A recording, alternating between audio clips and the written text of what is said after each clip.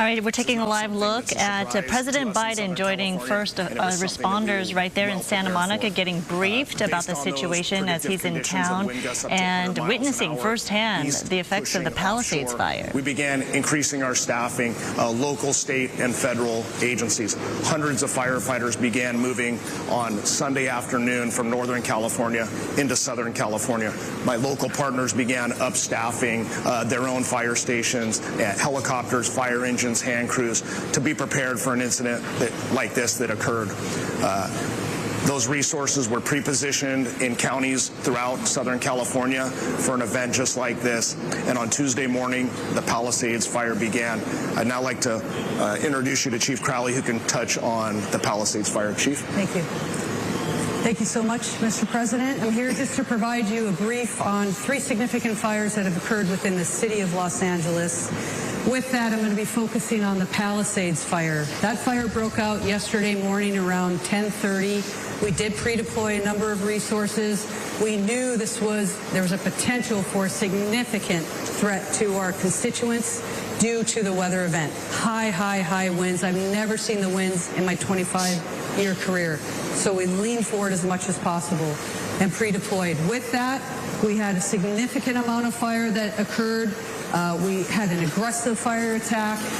The fire has grown from originally 10 acres to 10,802 acres as we speak.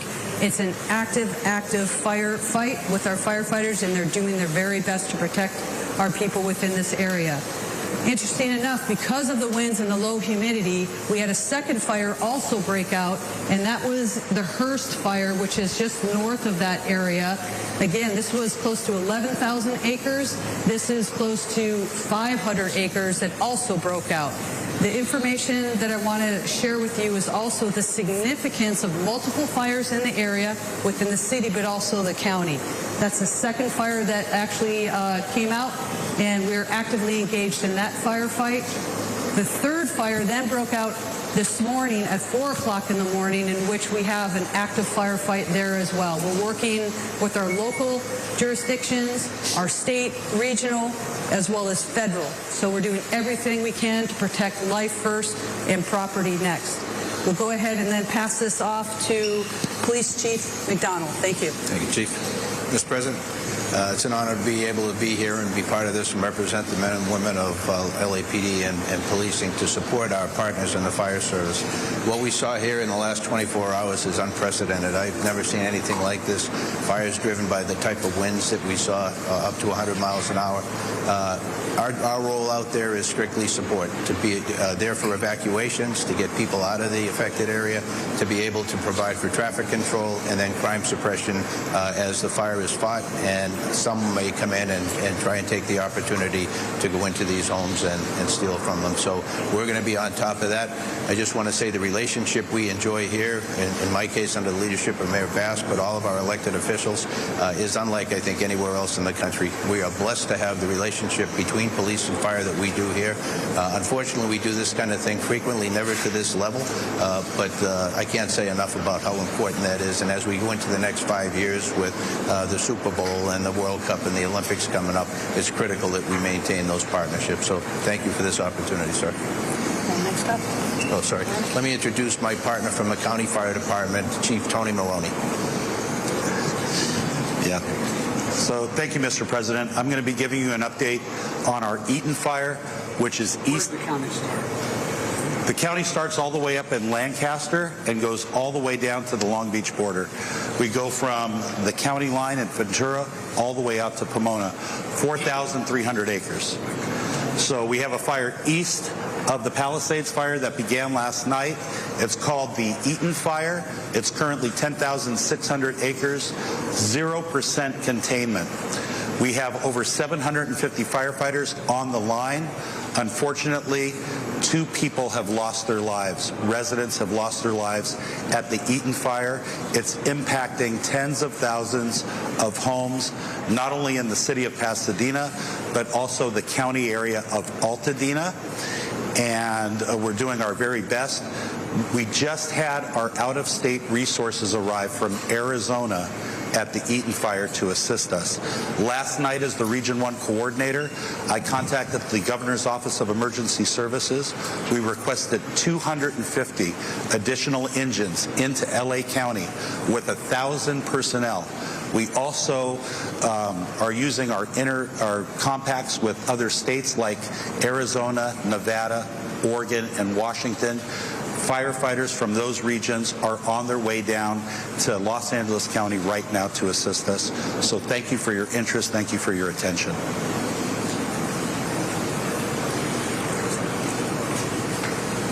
Governor asked for a declaration.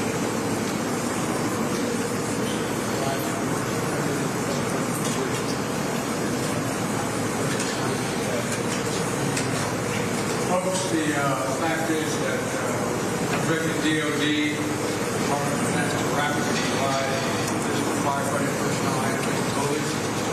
Also, California National Guard is adding 2 modular air firefighting systems units and 2 more are being ready for the National Guard, the Nevada National Guard. 4 more are coming from Northern Command. 10 Navy helicopters, water departments are coming down. We're prepared to do anything and everything as long as it takes to take these fires and help them construct. Make sure that they're back in the home. They hell of a long way. We're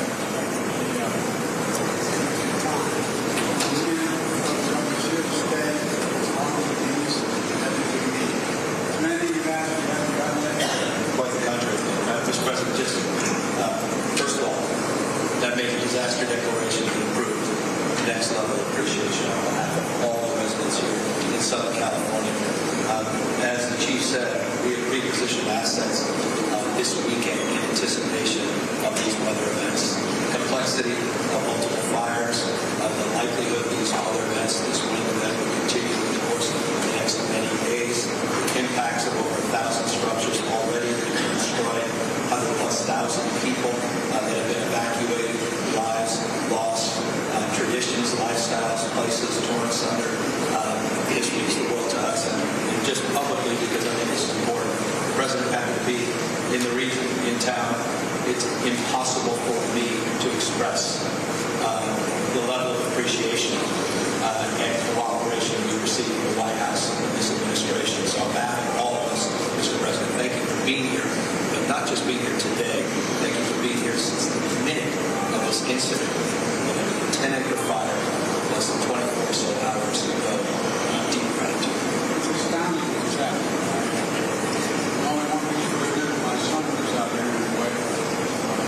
They got notification yesterday they're home. All right, so obviously, it's not just me, right? It is tough to hear. Right. The audio is a little bit difficult to hear, but in the beginning, we got a summary of the situation where the president and the governor were briefed on the very latest and what's going on. Yeah. Yes. It did sound like President Biden was committing more resources to this firefighting effort. Of course, when we get more specifics and we can actually hear the audio, we'll convey that. But hopefully the commitment for more resources, including the National Guard, that was an issue, and something that we're actually looking forward to, because we definitely need more help regarding these fires. Yeah, we'll check in with Alex hopefully shortly.